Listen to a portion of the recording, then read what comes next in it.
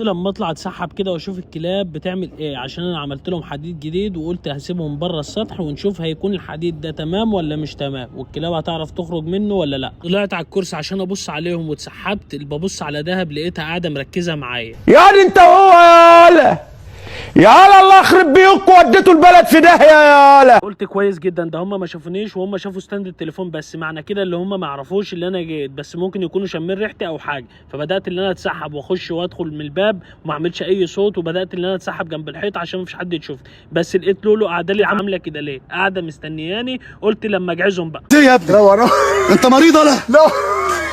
انت مريض ولا؟ انت ايه بتستظرف علينا؟ حبيت ان انا اكون لطيف عليهم من ساعه ما القانون ده طلع والقرار ده طلع. احنا مش عارفين هنعمل ايه اليومين الجايين دول، تقريبا انا هقلبهم بقى خرفان او هنسميهم المعيز، مش عارف هنعمل ايه الايام الجايه دي. وبكده شكلها الحلقه الاخيره، بس ما فيش حلقه اخيره.